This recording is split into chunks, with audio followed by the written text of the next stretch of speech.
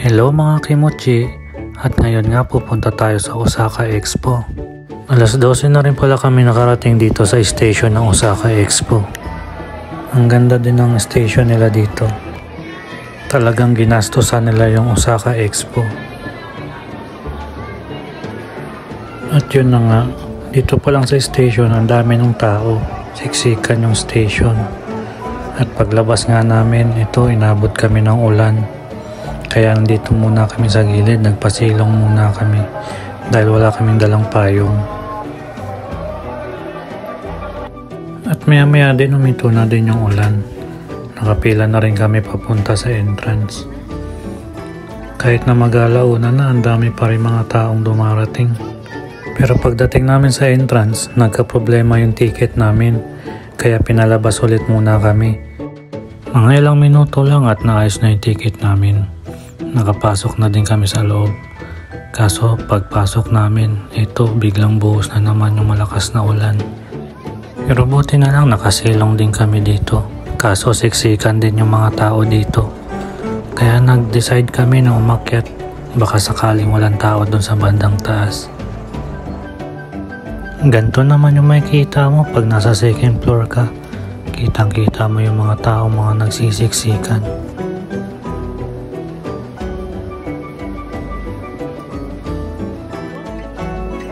Mag-aalas 2 na pala ng hapon to, pero wala pa kami nasisimulan. Kaya dito na namin nilibutin ang Osaka Expo sa taas. Kasi imposible na namin malibot to kung sa baba kami magsisimula. Siguro kakailanganin mo ng 2 o 3 araw para malibot itong buong Osaka Expo. Lalo na kung isa-isahin mong papasukin yung mga pavilion dito. Nakita nyo ba yung mga yan? Mga tao yan. Ganyan kalaki ang Osaka Expo. Kaya mahirapan ka talaga libutin to.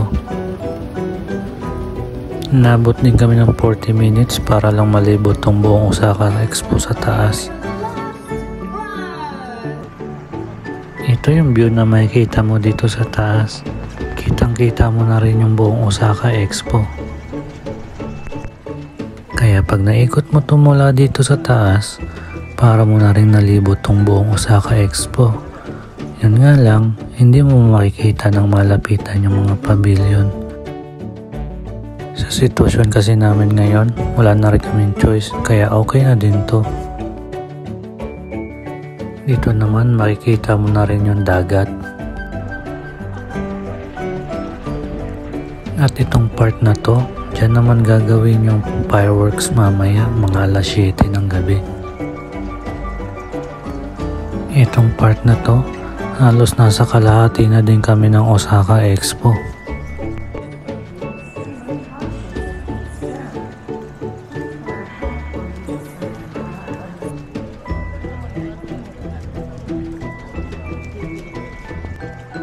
Makikita nyo may Gundam din dito sa Osaka Expo. At sa part na to, halos matatapos na namin ikutin.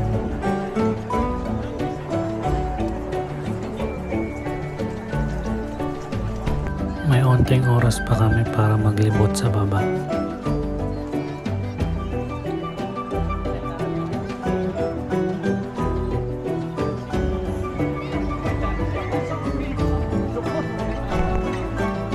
Ito makikita nyo yung Ireland Pavilion, Hungary,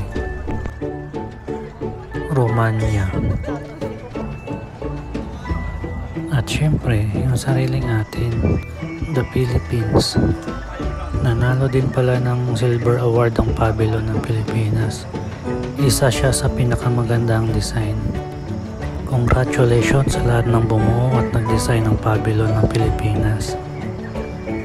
Iilan lang yan sa napakaraming pavilion dito sa Osaka Expo.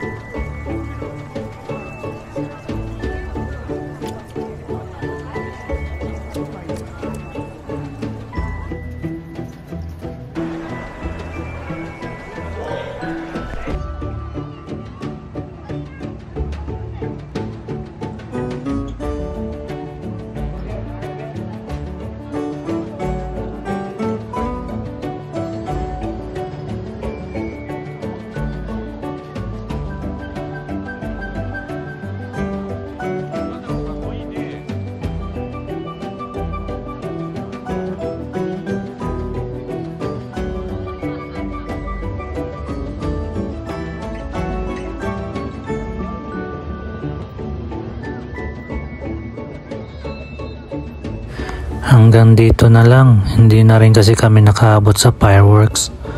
Maraming salamat sa panonood.